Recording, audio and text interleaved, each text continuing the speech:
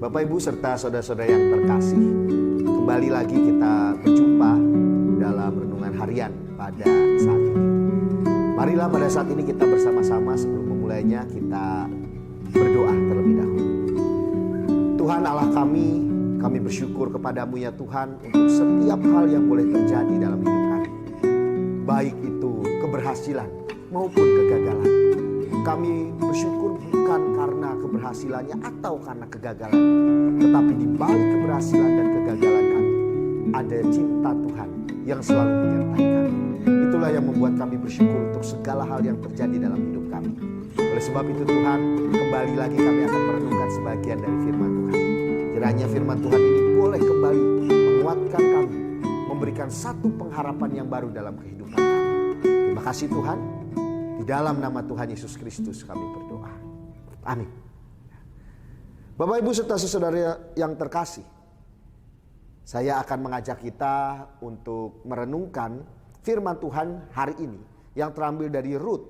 Rut pasal yang keempat ayat 14 sampai 17. Perempuan-perempuan berkata kepada Naomi, "Terpujilah Tuhan yang tidak meninggalkan engkau sehingga pada hari ini engkau memperoleh seorang penebus. Kiranya nama anak itu termasyur di Israel.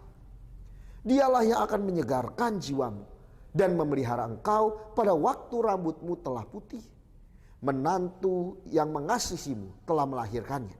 Perempuan itu lebih berharga bagimu daripada 7 anak laki-laki." Naomi mengambil anak itu serta meletakkannya di pangkuannya dan menjadi pengasuhnya. Tetangga-tetangga perempuan memberi nama kepada anak itu dan berkata, "Seorang anak laki-laki telah lahir bagi Naomi." Mereka menamainya Obed. Dialah ayah Isai. Dan Isai itu ayah Daud. Bapak Ibu serta saudara-saudara yang terkasih, tema yang akan kita renungkan bersama pada hari ini adalah duka cinta. Ada yang pernah dengar kata duka cinta? Apa artinya duka cinta? Bukankah yang lebih sering kita dengar dalam kehidupan kita adalah kata duka cita? Bahkan duka cita itu ada di dalam Kamus Besar Bahasa Indonesia. Duka cita menurut KBBI memiliki makna kesedihan, kesusahan. Sehingga kata duka cita seringkali dikaitkan dengan kehilangan sesuatu yang membuat seseorang menjadi sedih dan susah hidupnya. Bapak Ibu Saudara yang terkasih, apakah selama kita menjalani kehidupan ini kita pernah merasakan duka cita? Entah karena apapun itu penyebabnya. Apabila seseorang yang sedang merasakan duka cita dan hanya berfokus pada duka citanya saja, apakah ia dapat menatap kehidupannya dengan pengharapan? Sepertinya sih tidak. Mengapa? Karena seseorang yang hanya fokus pada duka citanya saja hanya akan membuat ia larut dalam kesedihan dan tenggelam dalam kesusahan. Orang yang seperti ini akan nampak, terlihat tidak memiliki semangat saat menjalani kehidupan.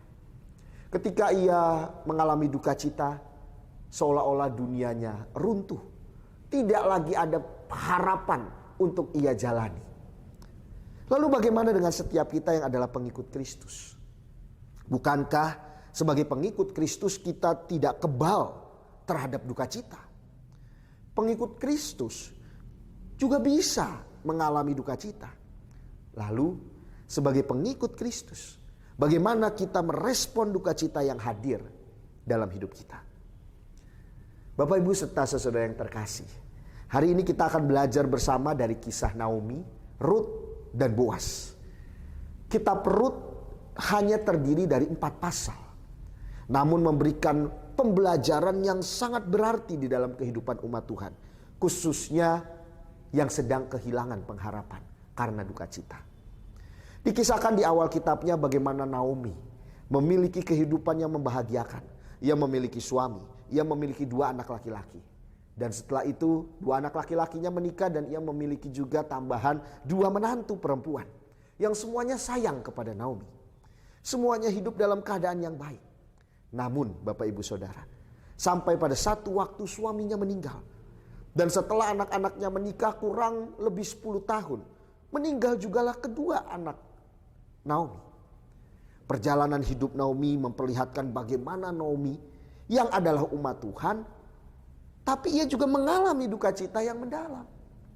Sampai akhirnya Naomi memutuskan untuk pulang kampung ke Betlehem. Saat Naomi pulang ke Betlehem bersama dengan Ruth, ia pulang dengan hati yang sangat pahit. Ia kehilangan suami dan anak-anaknya. Bahkan ia berkata, "Jangan lagi sebut aku Naomi," yang artinya manis, tetapi sebutlah aku Mara, yang artinya pahit. Bagi Naomi, setelah ia mengalami duka cita yang mendalam, ia tidak lagi merasakan hal yang manis dalam hidupnya, melainkan hal yang pahit. Namun di akhir kitab Rut yang menjadi bahan bacaan kita hari ini, kita melihat perubahan besar terjadi. Perempuan-perempuan Betlehem bersuka cita bersama dengan Naomi karena Tuhan memberinya seorang cucu yang diberi nama Obed. Kisah perjalanan hidup Naomi dan Ruth memperlihatkan duka cita itu bisa saja hadir dalam bentuk apapun. Namun saat kita tetap berserah hanya kepada Tuhan, tidak ada lagi hanya kata duka cita. Namun yang ada adalah duka cinta. Mengapa? Karena di balik duka cita yang kita alami, selalu ada cinta Tuhan yang menguatkan. Selalu ada cinta Tuhan yang menghiburkan. Dan selalu ada cinta Tuhan yang menuntun langkah hidup setiap kita. Saudara-saudara yang terkasih, renungan firman Tuhan hari ini hendak mengingatkan kita bahwa Tuhan tidak berhenti bekerja, meskipun kita sedang terluka dan kehilangan. Naomi tidak merencanakan akhir yang indah seperti ini, tetapi Tuhan merajut setiap pemulihannya melalui kesetiaan Ruth dan penebusan Boaz. Saudara-saudari yang terkasih, oleh sebab itu, saat hidup terasa pahit, jangan cepat-cepat menyimpulkan bahwa cerita hidup kita sudah selesai. Tuhan sanggup mengubah air mata menjadi sumber sukacita. Meskipun waktunya Tuhan seringkali berbeda dengan waktu kita. Namun percayalah, di balik setiap duka yang kita alami di dalam kehidupan kita, ada cinta Tuhan yang besar. Itulah yang dinamakan duka cinta. Amin. Mari kita bersatu hati dalam doa. Ya Tuhan Allah kami, ajarilah kami untuk terus mensyukuri hidup kami. Ajarilah kami untuk mau merasakan kehadiran cinta Tuhan di dalam setiap keadaan hidup kami. Bahkan di tengah duka cita yang sedang kami alami. Oleh sebab itu ya Tuhan, kami mau belajar untuk terus berserah kepada Tuhan. Apabila ada di antara kami yang sedang mengalami duka cita, ataupun suatu saat kami mengalami duka cita, kiranya firman Tuhan hari ini boleh mengingatkan kami. Bukan duka cita ketika kami berjalan bersama dengan Tuhan, tetapi duka cinta di balik setiap kehilangan dan kesusahan itu. Ada cinta Tuhan yang besar menyertai hidup setiap kami. Terima kasih Tuhan, kami mau belajar menjalani hidup di dalam naungan cinta kasih Tuhan. Di dalam nama Tuhan Yesus Kristus kami